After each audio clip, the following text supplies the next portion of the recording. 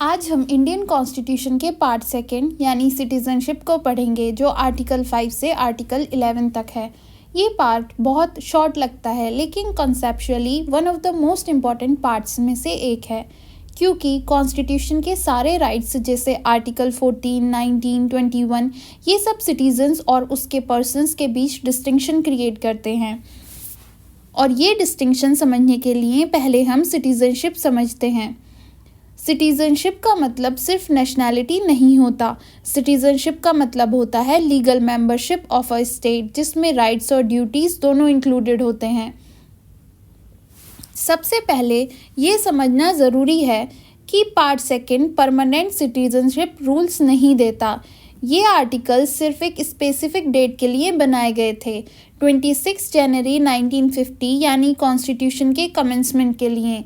Constitution makers के सामने एक बहुत बड़ी प्रॉब्लम थी, पार्टीशन ऑफ इंडिया 1947। लोग पाकिस्तान से इंडिया आ रहे थे, इंडिया से पाकिस्तान जा रहे थे, और कई लोग कन्फ्यूजन में थे कि उनकी नेशनैलिटी क्या होगी। इसीलिए पार्ट सेकेंड का ऑब्जेक्टिव सिर्फ ये था, on the date of commencement कौन इंडियन सिटीजन माना जाएगा। आगे फ्यूचर के रूल्स पार्लियामेंट पर छोड़ दिए गए, जो हमें आर्टिकल 11 में दिखता है। आर्टिकल 5 सिटीजनशिप का बेस आर्टिकल है। ये कहता है कि कोई भी पर्सन इंडियन सिटीजन होगा अगर वो कॉन्स्टिट्यूशन के कमेंसमेंट के टाइम इंडिया में डोमिसाइल्ड हो और 3 में से कोई भी एक कंडीशन सेटिस्फाई करता हो। या तो वो इंडिया में बोर्न हो, या उसके पेरेंट्स में से कोई इंडिया में बोर्न हो, या फिर वो पिछले 5 साल से इंडिया में ऑर्डिनरीली रिसाइड कर रहा हो। यहाँ सबसे इम्पॉर्टेंट और सबसे डेंजरस वर्ड है डोमिसाइल। अब हम डोमिसाइल को प्रॉपरली समझेंगे।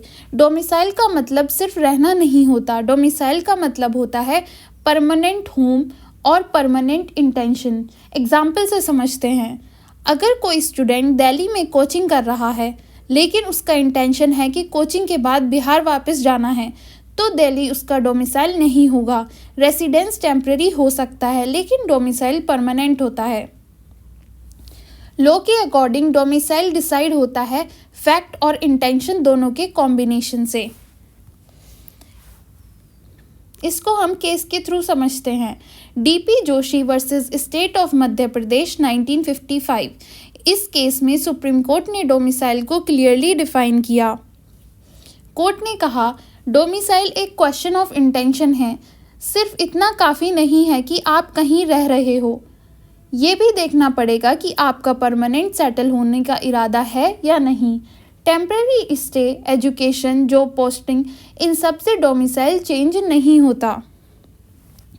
Central bank of India versus Ram Narayan 1955।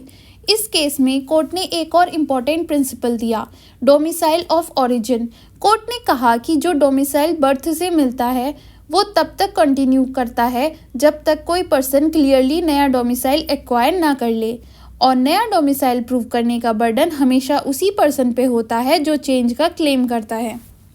अब हम आर्टिकल 6 पर आते हैं। आर्टिकल 6 डील करता है migrants from Pakistan. Article 6 partition के कॉन्टेक्स्ट में बनाया गया था। ये उन लोगों के लिए हैं जो पाकिस्तान से माइग्रेट करके इंडिया आए। अगर कोई पर्सन 19 जुलाई 1948 से पहले पाकिस्तान से इंडिया आया तो वो ऑटोमेटिकली इंडियन सिटीज़न माना गया।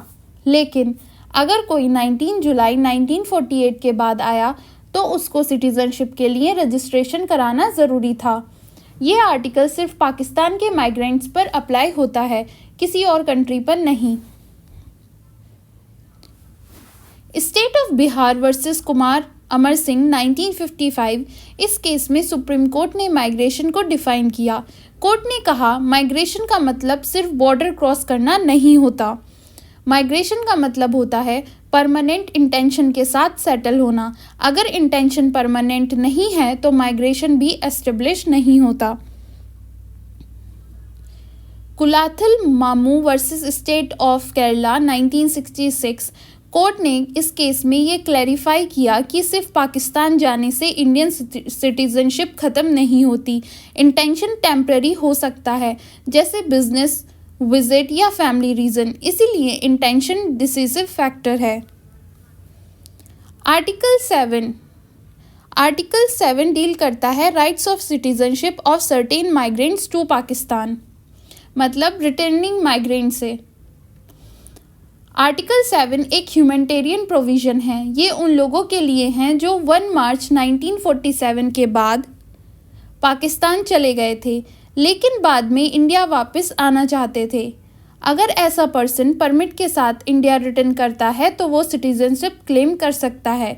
इस आर्टिकल को हम आर्टिकल 6 का एक्सेप्शन भी कहते हैं। केस लॉ से समझते हैं मोहम्मद रज़ा वर्सेस स्टेट ऑफ बॉम्बे 1950। इस केस में सुप्रीम कोर्ट ने क्लियर कहा कि सिटीजनशिप सिर्फ तब तक मिलेगी जब रिटर्न लॉफुल और परमिटेड हो। अगर कोई इलीगल तरीके से इंडिया आता है तो वो आर्टिकल 7 का बेनिफिट नहीं मिलेगा। परमिट सिस्टम का पर्पस ही जेन्युइन रीसेटलमेंट को आइडेंटिफाई करना था। Article 8 deals with right of citizenship of certain persons of Indian origin residing outside India, मतलब Indians residing in abroad. Article 8 उन इंडियंस के लिए हैं जो इंडिया के बाहर रहते थे लेकिन उनका एंसेस्ट्रल कनेक्शन इंडिया से था। अगर किसी पर्सन का पेरेंट या ग्रैंड पेरेंट अनडिवाइडेड इंडिया में बॉर्न थे और उसने इंडियन एम्बेसी में रजिस्ट्रेशन कराई तो वो इंडियन सिटीजन बन सकता है। ये आर्टिकल इमोशनल और लीगल दोनों नेचर का है क्योंकि ये इंडिया का डिस्पोरा के कॉन्स्टिट्यूशन से जोड़ता है।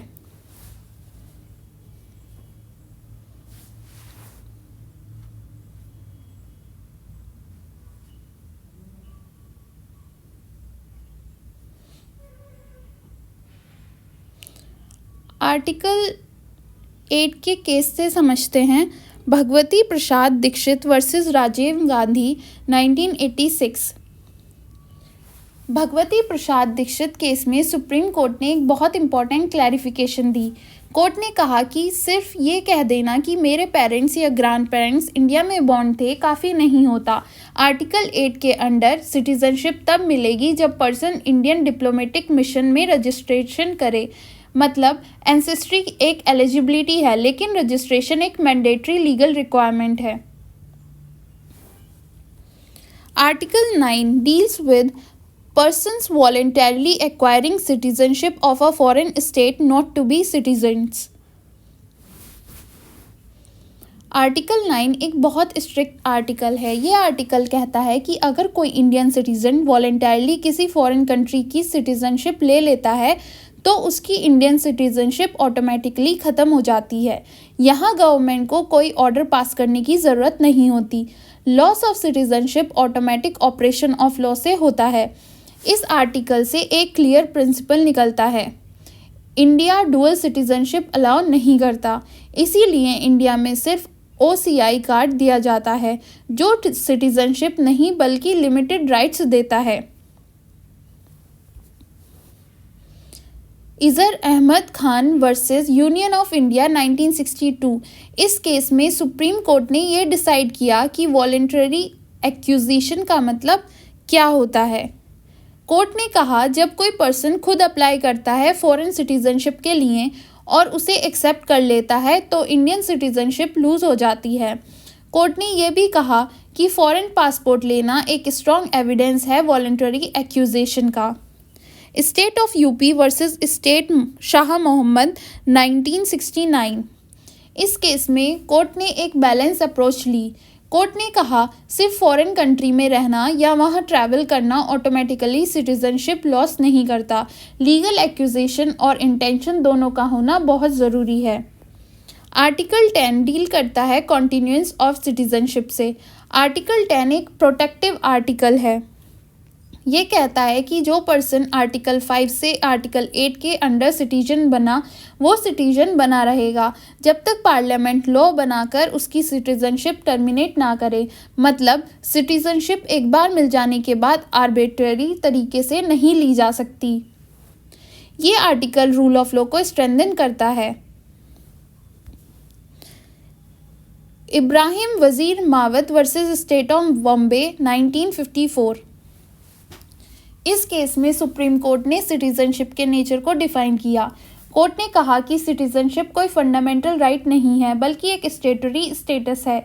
इसीलिए सिटीजनशिप को सिर्फ लॉ के थ्रू ही रेगुलेट या टर्मिनेट किया जा सकता है, बिना लॉ के नहीं।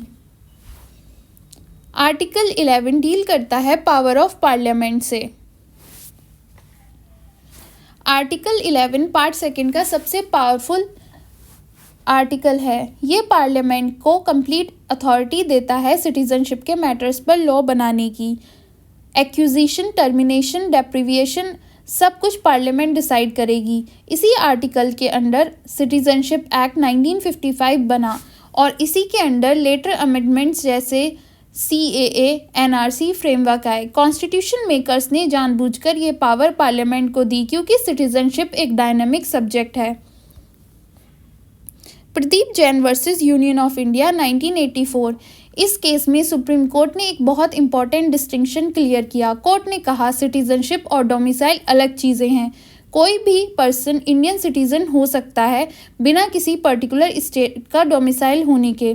कोर्ट ने यह भी कहा कि सिटीजनशिप के मैटर्स में पार्लियामेंट का पावर सुप्रीम है।